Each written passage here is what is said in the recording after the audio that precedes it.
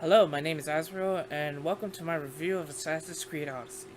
Let me just say that this Assassin's Creed game is a unique Assassin's Creed game, and I've played every single one of them, from Altair to Ezio and Connor, and pretty much the France one, and the Pirates, and Syndicate, and Liberation, which is one you could play as a female, and then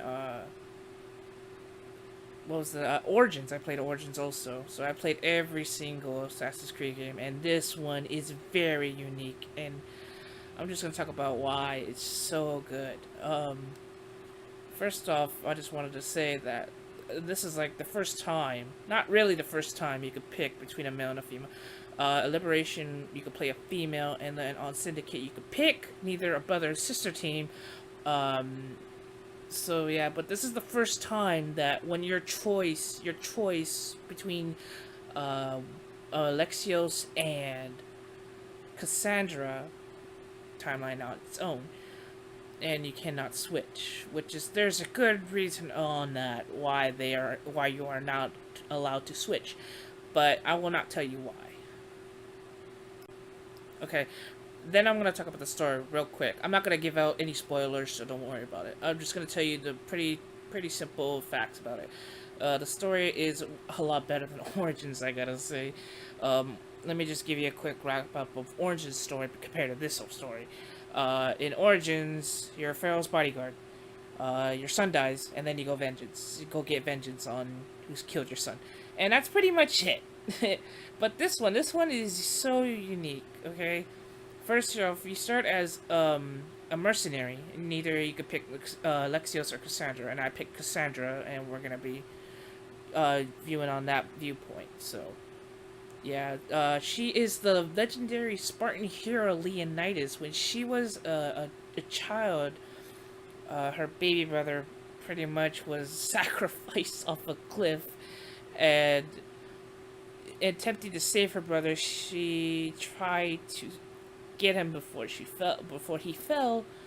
But when she was trying to save her brother, she tried to save him, but she took an elder down with her in the cliff, and she miraculously survived. Now the story takes off from there.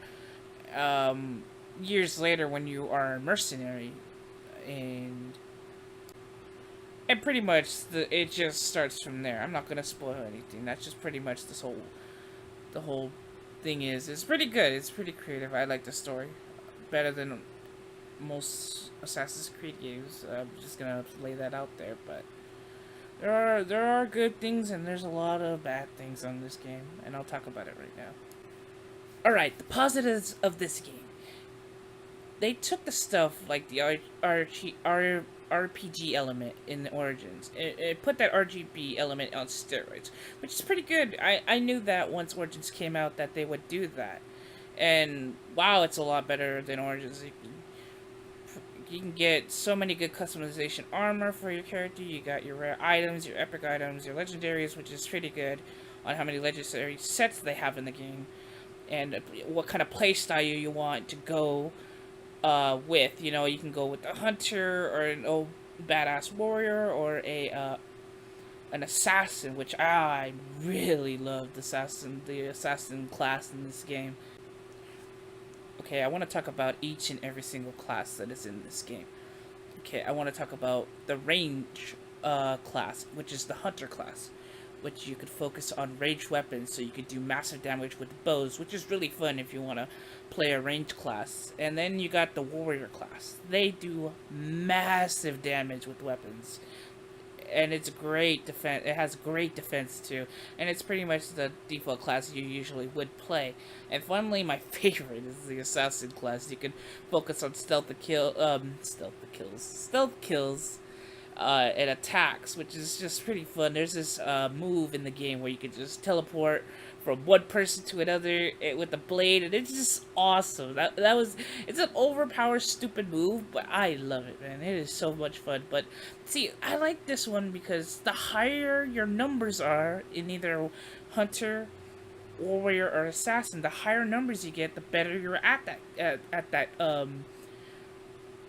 that class. So if you're like an assassin like me, I try to go for the highest number so I can take out the higher HP enemies like the captains. Okay, I want to talk about the next positive thing about this is the naval combat. They're back, baby, and I love it, dude. This time it is a you can customize your ship this time, and it's just really, really good, man. I just love it. You can you use these materials that you can get. You can either get metal, leather, and wood, and these ancient plants, which are scattered all over the map. And you can increase your damage with arrows and javelins, and also increase your special fire damage every time.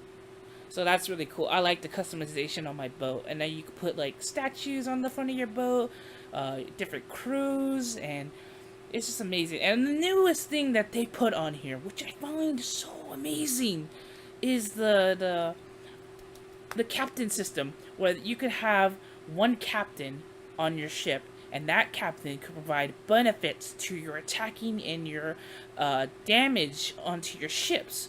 So I want you guys to be very careful to look out for those, for damn sure. You need to look out for those legendary captains, for damn sure, because those guys boost up your damage and your health and everything like that. You gotta be careful. You gotta look out for those people with your bird, Icarus. I don't think his name's Icarus. Yeah, I don't know. His name's Icarus or something. Anyways, if you look real carefully, look out for those legendary soldiers and knock them out. Use the paralyzing arrows to knock them out, and then you put them on your ship. Now you can recruit pretty much anyone. You can recruit the cultists, which I found kind of weird in a way. It's kind of dumb if you could recruit a cultist. Aren't you guys supposed to be the enemy? Anyways, you can recruit the hunters, the thugs, the captains, the Athenians, the Spartans. It doesn't matter. It's just your heart's content. You know, you can just do whatever benefits your ship. And I just really love this naval combat system. If only it was cannons. Arrows don't really satisfy me, but if it was cannons, oh my god, this would have been a great system to have. Okay, and then I want to talk about the open world of this game. I wanted to first put this out here. This is the first time I played an Assassin's Creed game on a freaking high-end PC. And I'm talking about a 1080 Ti with an SSD and i7 processor. So I was breathtaking over this game's open world, and its open ocean, snowy mountaintops, and open fields. And man, there is a lot to do in this game. I have over 100 hours into the game, and I haven't even seen everything yet, which is kind of depressing because really, I'm like working a lot of jobs right now, and I just want to pretty much play this game all day. And I think that will ever happen. I don't think that will ever happen. Me finishing the whole thing at 100%, and I kind of think that's a negative about this game. It's kind of silly, but you ever think that there's just too much to do in one game? I'll talk about the negatives, but I think that's not really a negative to me. But some people might. But I'll tell you about the negatives right now. Okay, I want to talk about the negatives about this game. It's just really sad for me because I can't even believe I'm saying this, but I hate the combat in this game. And I'm not talking about the whole system. I think it's great. I'm just talking about the weapon system in this game. It feels like whenever you hit someone in this game with a sword or a javelin, I feel like I'm poking them with a giant stick. And the hits don't feel right. Maybe because when they get hurt, they just don't care and they keep coming at you. All I'm saying is that when I hit an NPC, I should feel like I'm hitting him. But at all, this is why I use the staffs. If you see my gameplay, I use the staffs a lot because it feels so satisfying to hit someone with the staff, and it's just the combat overall and the staff is really good, and I like it so much. Okay, the second negative part of this game, and I'm gonna start a lot of hateful stuff right now. It's the Helix store.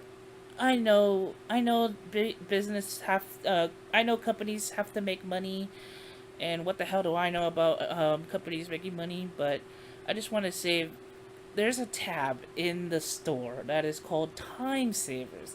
Now, if you don't know what that is, you can basically pay Ubisoft to give you double XP and money, which I heard helps a lot in this game. I just wanted to say is that when you have something like that in your game, why does anyone want to play the game? You're basically telling me, yo, you're going to be grinding a lot in this game. Buy a pack so your life can be easier. Now, see, this is an awful practice to me. Anyways, I know you don't have to buy it, okay? I'm just saying it just kind of makes me upset that they would do that in a single player game, no less, because you got like games like Spider-Man that doesn't do that. You got Horizon Zero Dawn that doesn't do that shit. Could you imagine if all our single player games had these like awful microtransactions in them? Come on, it's time to stop this. I know they're not bad, not as bad as EA's, but it's just getting to the point where it's kind of annoying. It is, and that's a negative for me. I don't know about you people, but that is a big negative for me. Also, I just wanted to talk about the grinding system in this game. Oh my god, yeah. When you're you can see my playthrough, and yes, there are grinding. There is grinding in this game. You're gonna be at a point where you're gonna stop and say, shoot, I have to level up to complete the rest of the story. And it's just confusing. I don't want to be stopped when I'm in a journey. I want to just keep going and going and going and don't stop. And me doing everything should be an option.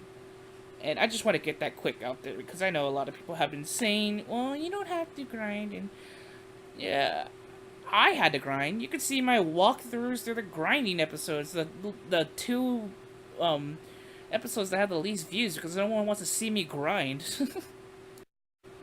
Okay, also a negative. No one talks about this in a review because I watch a lot of reviews to just get some key points. You know, I try not to copy because it's just really pathetic if you copy someone. I just wanted to talk about because I've watched a lot of reviews and no one's talking about this. I just wanted to talk about the DLC. The first Hidden Blade DLC. Now, being an Assassin's Creed geek like me, and having the first Hidden Blade DLC locked, pretty much, that kind of pisses me off. Because I'm a huge fan of this series. And the first Hidden Blade, it tells you the story of the first Hidden Blade. And it's just so depressing, man. I have to spend money to know the origins of the first Hidden Blade? That should have been in this game. I don't know about you. I'm just saying. I just want the lore of the Assassins and the Templars in my game instead of in a DLC kind of thing. And that's a negative for me, but for you, I don't think it would be. But that's my thing about that. I would love to know how the first Hidden Blade gets assembled and who's the first assassin to wield it. And it would be so amazing if it was Cassandra Alexios. It would have been. But I know they were trying to go for the whole mercenary thing, and I understand. But that whole DLC, I need to know, but it sucks that it has to be under a paywall. Okay, I want to give my final review on this game, Assassin's Creed Odyssey. I'm going to be giving it an 8 out of 10. I really wanted to give this a 9 out of 10. The wonky weapon system that I was talking about earlier where the hits don't feel right. And the Helix Store time savers and the DLC, the Hidden Blade DLC being locked. I can't do that. I can't give it a 9. If they would fix the grinding and the Helix Store's time savers, they need to get rid of that. And fix the weapon system where you can actually feel like you're actually hitting someone. And then you got a perfect 10 out of 10 game right here. This game has the potential to do that. It has amazing potential, and I can't wait for the next Assassin's Creed game, man. So, yeah, you're going to be spending over about maybe 80 hours on the game itself.